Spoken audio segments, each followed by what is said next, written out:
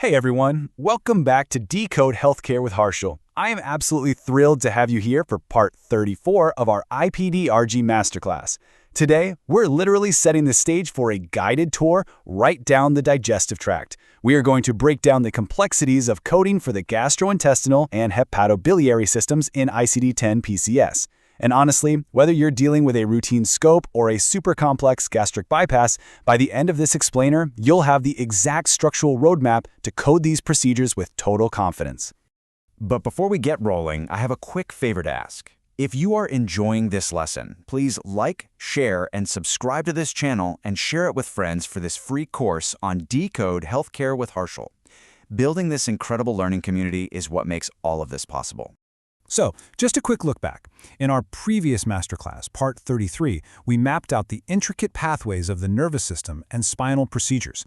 We talked about bypasses in the central nervous system, cranial nerves, spinal fusions, the whole shebang.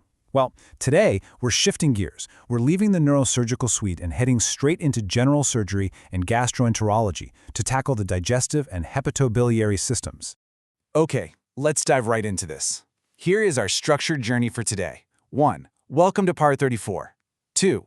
GI System Overview, System D. 3. Bariatric and GI bypass procedures. 4. Hepatobiliary system, System F. And finally, 5. Summary and next lesson teaser. Moving to Section 2, GI System Overview, System D.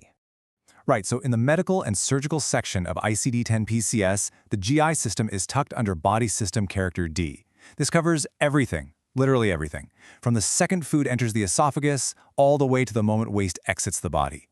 Now, when we're navigating these tables, we constantly have to choose between the upper and lower intestinal tracts, and the anatomical dividing lines absolutely dictate whether we code to the upper or lower system.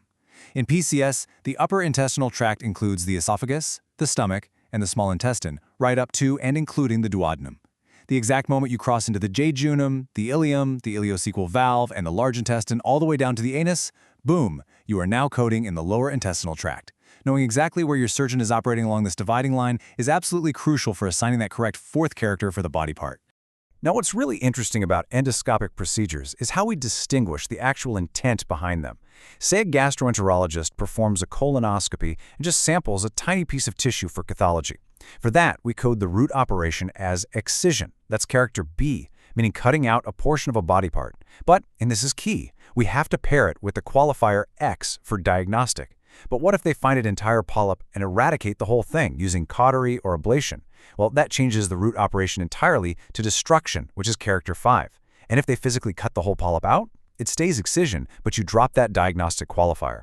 Basically, the ultimate objective of the procedure is your guiding light here. And hey, while we're talking about endoscopies, we've got to look at the approach. When a scope is used via a natural orifice, like, say, the mouth for an EGD or the anus for a colonoscopy, you're going to assign character 8 for your approach, via natural or artificial opening endoscopic. This simply means the instrumentation was advanced through a natural opening to reach and visualize the surgical site. It's totally distinct from an open approach or even a percutaneous approach right through the skin. On to Section 3, Bariatric and GI bypass procedures. Moving right along, let's transition a bit deeper into the GI tract and discuss some of the most complex surgical interventions we code, bariatric surgeries and GI rerouting. First up, the sleeve gastrectomy. In clinical terms, the surgeon removes a large portion of the stomach, leaving a narrow, tube-like sleeve.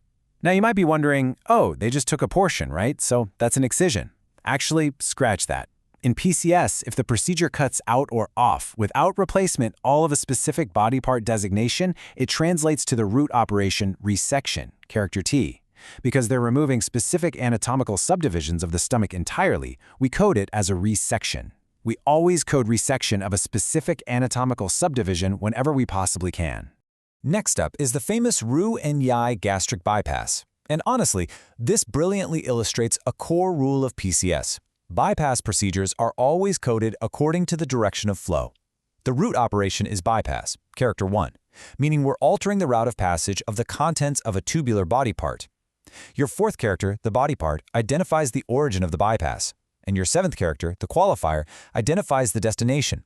So, for a Roux and Yai, you are bypassing from the stomach, that's character 4, down to the jejunum, character 7. Always, always trace the anatomical flow. Similarly, when we look at ostomy placements, like a colostomy or an ileostomy, we have to apply that exact same clinical logic. Forming a colostomy is fundamentally altering the route of passage to an abnormal route and a totally dissimilar body part. Therefore, it's coded as a bypass. The origin is the specific segment of the colon, and the destination, your qualifier, is the cutaneous tissue. It's literally being exteriorized to the skin. Which brings us to Section 4, Hepatobiliary System, System F. Okay, let's shift our focus to the accessory organs of digestion. We are moving from body system D over to body system F. This is a completely separate body system that encompasses procedures on the liver, the gallbladder, the biliary ducts, and the pancreas. It's its own distinct section in PCS, totally separate from the standard GI tract. So, one of the most common procedures you're going to code in System F is the cholecystectomy, the removal of the gallbladder. I really want to reinforce a concept here. Whether the surgeon does this via a massive open abdominal incision or minimally invasively through a laparoscope, removing the entire gallbladder is always coded to the root operation resection, character T. The objective, total removal, doesn't change at all. Only the fifth character for the approach changes. Let's do a rapid-fire translation of some complex, minimally invasive work, ERCP interventions. So, an ERCP goes in through the mouth, down the GI tract, and up into the biliary system. If the surgeon extracts a gallstone, they're taking solid matter out of a body part. That's the root operation extirpation, character C. If they place a stent to widen a narrowed bile duct, the objective is expanding a lumen, which is dilation, character 7. And if they cut the sphincter muscle to let those stones pass, they're physically separating a body part which maps straight to division, character 8. Precision in identifying the objective is absolutely everything here. Finally, for System F, let's consider the liver. If a patient has a tumor and the surgeon cuts out just the right lobe, we are looking at an excision, cutting out a portion without replacement. But if a patient has end-stage liver failure and receives a donor organ, we're entirely substituting that body part. And that brings us to the root operation transplantation, character Y, which means putting in a living body part taken from another individual to take over the function. And finally, Section 5, Summary and Next Lesson Teaser. Wow, we've covered a ton of ground today, from the esophagus all the way down to the biliary ducts. Let's transition to a quick final review of today's masterclass module. So, the absolute most crucial takeaway is this. Always verify your clinical documentation against the strict ICD-PCS definitions. Remember to sequence your principal therapeutic procedure first to make sure your MSDRG grouping is accurate. If it's just a tissue sample, remember that a diagnostic biopsy requires qualifier X. When you're coding rerouting surgeries, bypass codes always map the origin in character 4 and the destination in character 7. And please, never just assume the approach. Always verify if it was open, percutaneous, or via a natural opening endoscopic route. You all did absolutely fantastic today. Getting through this dense material is a massive step in your coding journey. But our journey through the human body is far from over. Next up in our curriculum is Part 35, where we're going to ascend into the chest cavity to demystify ICD-10 PCS respiratory and thoracic system procedures. Believe me, you won't want to miss it. Once again, if you are enjoying this lesson, please like, share, and subscribe to this channel, and share it with friends for this free course on Decode Healthcare with Harshal. Your support is exactly what keeps these masterclasses coming. I'll leave you with this final, provocative thought to test your critical thinking for some advanced coding scenarios. If an intended open procedure starts as an endoscopy, but things get complicated and the surgeon has to convert it to an open approach halfway through, how does that alter your root operation and approach codes? Think back to our rule for discontinued procedures. Until next time, keep decoding, keep learning, and I will see you in Part 35.